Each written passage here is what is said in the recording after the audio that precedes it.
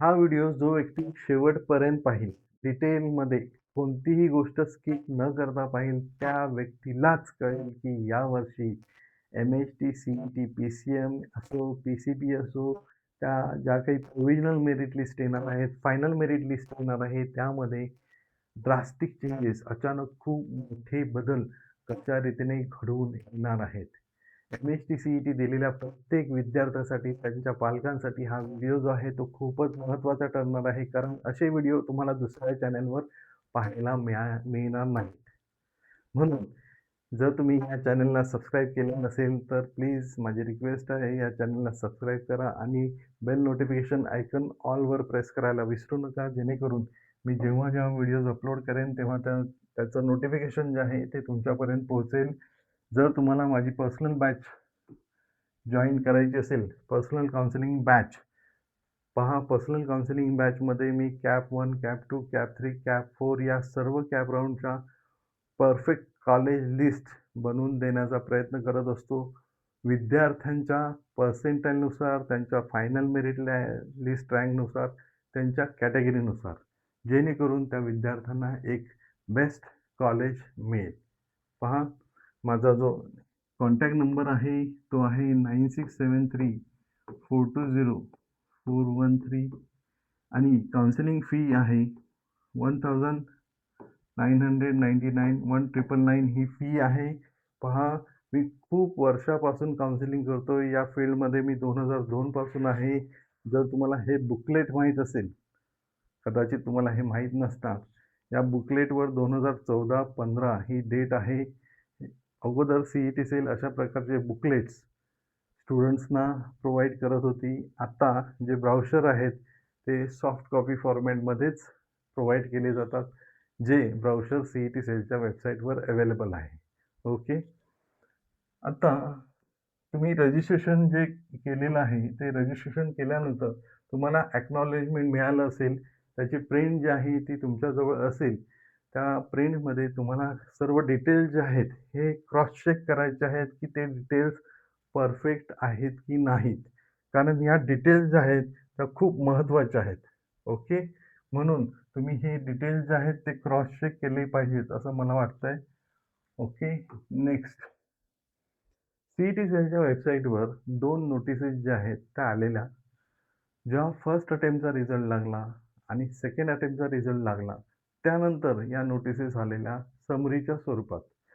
Means summary of first attempt MHT, CET, PCM आणि summary of second attempt MHT, CET, पी-सी-एमचे असे 2 notices आलेल्या.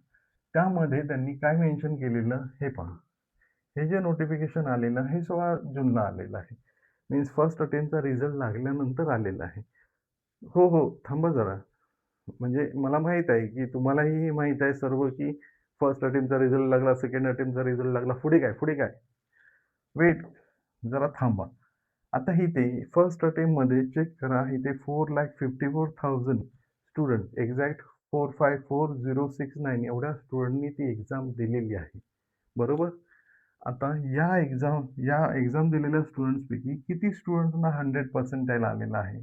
तर 26 स्टुडंट गॉट 100 पर्सेंटाईल. असे 26 विद्यार्थी होते की ज्यांना 100 पर्सेंटाईल आलेला आहे. ठीक आहे. M-H-T, CET, P-C-M first attempt 26 student. Next, त्यानंतर सेकंड अटेम्प्टचा रिझल्ट जेव्हा लागला त्याच्यानंतर रिझल्ट समरी आलेली आहे. पहा, सेकंड अटेम्प्टचे किती स्टुडंट्सनी एक्झाम दिलेली आहे. ॲपिएट कॅन्डिडेट 2,85,000 स्टुडंट्सनी सेकंड अटेम्प्टची एक्झाम दिलेली. ओके. आता सेकंड अटेम्प्टमध्ये किती स्टुडंटना 100 पर्सेंटाईल आलेले आहेत? 12 स्टुडंट गॉट 100 पर्सेंटाईल. बट एक गोष्ट तुमच्या लक्षात आली असेल, की कोणत्याही विद्यार्थ्याला फर्स्ट आणि सेकंड अटेम्प्टमध्ये दोन्ही अटेम्प्टमध्ये 100 पर्सेंटाईल आलेले नाहीत. ओके. आता हेच मी एक्सेल शीटच्या फॉर्मॅटमध्ये तुमच्या पुढे आणलेलं आहे. ही एक्सेल शीट आहे आणि त्या एक्सेल शीटमध्ये पहा, फर्स्ट अटेम्प्टचे रिझल्ट आहेत. फर्स्ट अटेम्प्टचे किती स्टुडंट्स होते? 26. Okay, good. आणि सेकंड अटेम्प्टचे किती स्टुडंट्स होते? तर सेकंड अटेम्प्टचे पहा इथे सेकंड अटेम्प्टचे 12 स्टुडंट्स होते.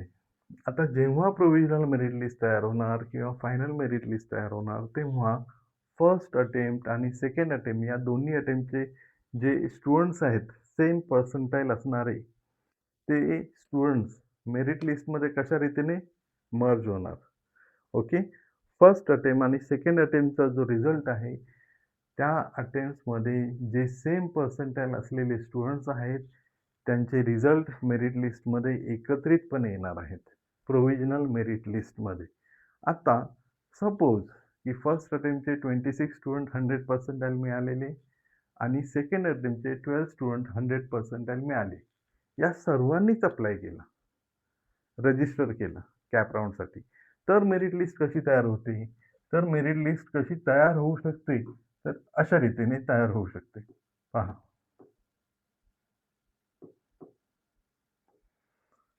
म्हणजेच ही जी मेरिट लिस्ट आहे, ही मेरिट लिस्ट किती स्टुडंटची तयार होणार? टोटल 38 स्टुडंटची मेरिट लिस्ट तयार होणार. फर्स्ट अटेम्प्टचे 26 आणि सेकंड अटेम्प्टचे 12. म्हणजेच 38 स्टुडंटना 100 पर्सेंटाइल मिळालेला आहे. आता 100 पर्सेंटाइलचं हे मी सांगतोय.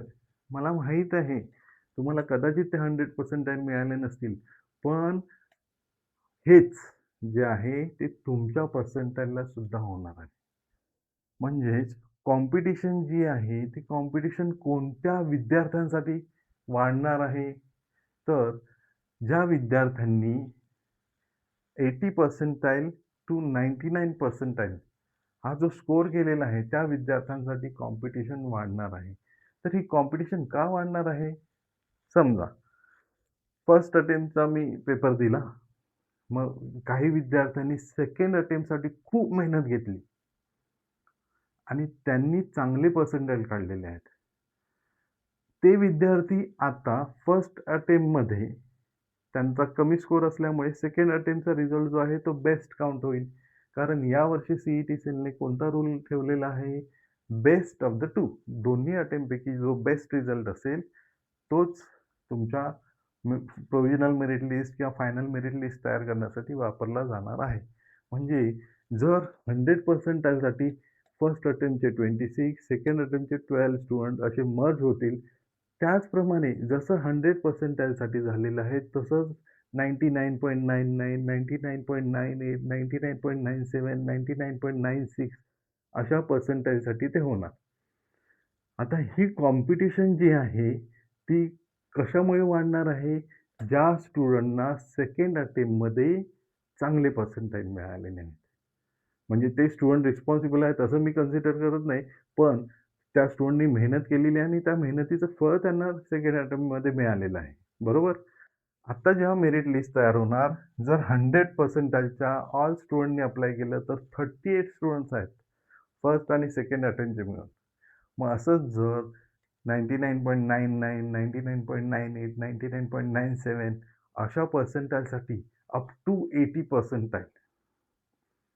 मी 80 पर्सेंटाइल का घेतो? कारण 80 पर्सेंटाइल अबोव्ह बेटर कॉलेज मिळण्याचे चान्सेस जे आहेत ते जास्त असतात. ओके. मी ओपन कॅटेगरीचं सांगतोय.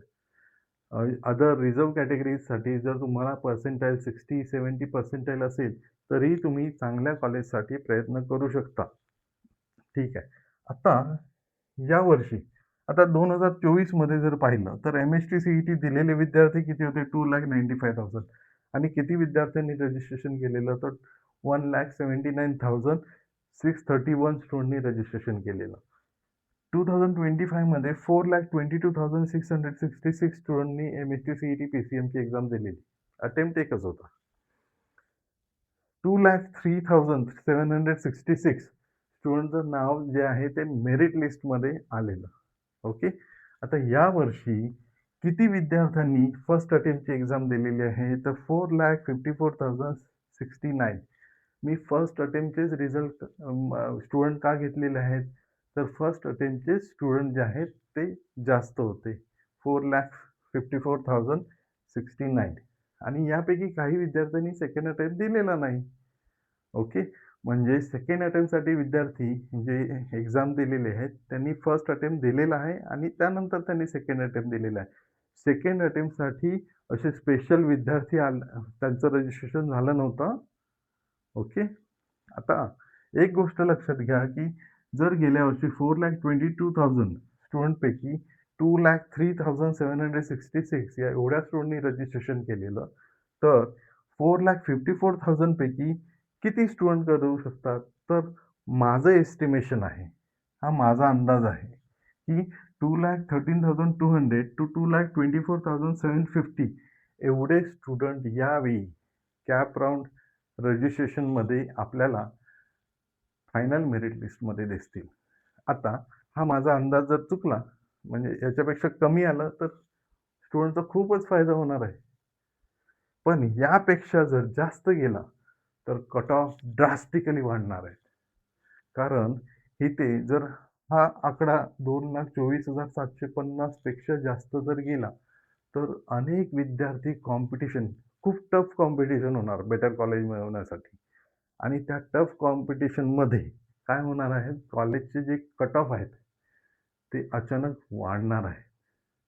लक्षात ठेवा, जे काही कॉलेजचे कट ऑफ सी-ई-टी सेलने आपल्याला वेबसाईटवर अवेलेबल करून दिलेले आहेत, ते 2 प्रकारांमध्ये आहेत. पर्सेंटाईल आणि फायनल मेरिट रँक. पर्सेंटाईल अनेक विद्यार्थ्यांचा सेम असू शकतो. पण रँक जो आहे तो सेम असत नाही. प्रत्येक विद्यार्थ्याला रँक जो आहे तो युनिक मिळतो. तुम्ही जर तुमची कॉलेज लिस्ट बनवायला घेतली असेल, तर ती कॉलेज लिस्ट पर्सेंटाईलच्या बेसिसवर बनवली असेल, तर ती कदाचित चुकीची ठरेल. कारण असे शेकडो विद्यार्थी असतात, की ज्यांना सेम पर्सेंटाईल मिळालेला असतो. आता समजा एका विशिष्ट पर्सेंटाईलला 500 विद्यार्थी आहेत. ओके. आणि त्या 500 विद्यार्थ्यांमध्ये जो वरच्या बाजूला आहे, त्या विद्यार्थ्याचा फॉर्म म्हणजे ऑप्शन फॉर्म आणि 500 विद्यार्थ्यांमध्ये बॉटमकडे असलेल्या विद्यार्थ्याचा पर्सेंटाईल सेम आहे. पण ऑप्शन फॉर्म काय येणार? पर्सेंटाईलनुसार बनवल्यावर सेम येणार. कारण सेम पर्सेंटाईलसाठी बनवलेलं आहे. पण त्या 500 विद्यार्थ्यांपैकी पहिल्या विद्यार्थ्याचा जो ऑप्शन फॉर्म आहे, त्याचा मेरिट नंबर जो आहे तो वेगळा आहे. आणि त्या 500 विद्यार्थ्यांपैकी जो बॉटमकडे आहे, त्याचा सुद्धा मेरिट नंबर वेगळा आहे.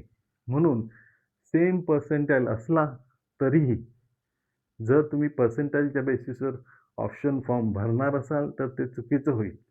कारण मोस्ट ऑफ द विद्यार्थ्यांचा जो पर्सेंटाईल आहे, तो इतरांसोबत मॅच होत असतो. पर्सेंटाईलनुसार जर लिस्ट बनवली, तर काय होईल? ती लिस्ट सेम पर्सेंटाईल असलेल्या सर्व विद्यार्थ्यांसाठी सर्व कॅटेगरीच्या विद्यार्थ्यांसाठी सेम असेल. पण विद्यार्थ्यांचा जो मेरिट रँक आहे, तो वेगळा आहे. मेरिट रँकनुसार जर तुम्ही तुमची कॉलेज लिस्ट बनवली, तर ती खूप अचूक आणि योग्य ठरते, असं मला वाटतं. सी-ई-टी सेलसुद्धा मेरिट रँकच्या बेसिसवर तुमचे ॲडमिशन जे आहे ते करणार आहे. प्रोव्हिजनल मेरिट लिस्ट आल्यानंतर हे तुम्हाला डिटेलमध्ये कळेल. कारण प्रोव्हिजनल मेरिट लिस्टमध्ये स्टेट मेरिट रँक असतो आणि युनिव्हर्सिटी वाईज मेरिट रँक असतो, कॅटेगरी वाईज मेरिट रँक असतो. असे अनेक रँक तिथे दिलेले असतात. त्या रँकच्या आधारे आपल्याला कळतं, की आपल्या कॅटेगरीसाठी आपल्या युनिव्हर्सिटीमध्ये किंवा आपण महाराष्ट्र लेव्हलवर किती विद्यार्थी आपल्या पुढे आहेत.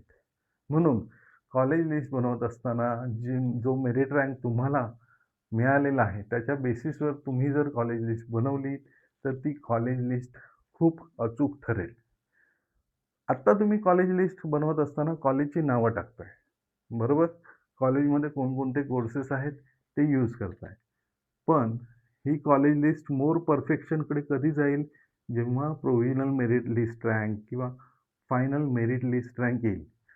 फायनल मेरिट लिस्ट रँक आला तर तुम्हाला एक्झॅक्ट एक परफेक्ट कॉलेज लिस्ट तुमच्या हातात असली पाहिजे. ओके. या अगोदरच मी तुम्हाला सांगितलेलं आहे, की जर तुम्हाला माझी पर्सनल काउन्सिलिंग जॉइन करायची असेल, तर हा जो नंबर आहे, हा नंबर जो दिलेला आहे, या नंबरवर तुम्ही मला कॉन्टॅक्ट करू शकता. जेणेकरून तुम्हाला तुमच्या एक चांगल्या कॉलेज सिलेक्शनसाठी हेल्प होईल. आणि ही हेल्प लक्षात ठेवा, तुमचं ॲडमिशन म्हणजे जर तुम्ही पालक म्हणून हा व्हिडिओ बघत असाल, तर तुमच्या पाल्याचं ॲडमिशन होईपर्यंत ओके. शेवटपर्यंत मी तुमच्या सोबत असणार आहे. कॅप 1 ते कॅप 4 पर्यंत. त्यानंतर असलेले स्पॉट राउंड, इन्स्टिट्यूट लेव्हल जे राउंड होतात किंवा ए-कॅप राउंड होतात. कॅप राउंडमधून ज्या सीट्स रिकाम्या राहतात त्या सीट्स भरण्यासाठी सुद्धा जे राउंड्स होतात, तोपर्यंत मी तुम्हाला हे गाईडन्स जे आहे ते करत राहणार आहे. अजूनही जर साळुंखे सर केमिस्ट्री यूट्यूब चॅनलला सबस्क्राईब केलं नसेल, तर प्लीज या चॅनलला सबस्क्राईब करा, जेणेकरून असेच नवनवीन व्हिडिओज तुमच्यापर्यंत पोहोचवत राहीन. जर हा व्हिडिओ आवडला असेल तर एक लाईक करून कळवा. जर तुमचे काही डाऊट्स असतील तर कमेंट सेक्शनमध्ये मला सांगा. तुमच्या कमेंट्सना जास्तीत जास्त रिप्लाय करण्याचा मी प्रयत्न करेन. मी इथे थांबतो. धन्यवाद.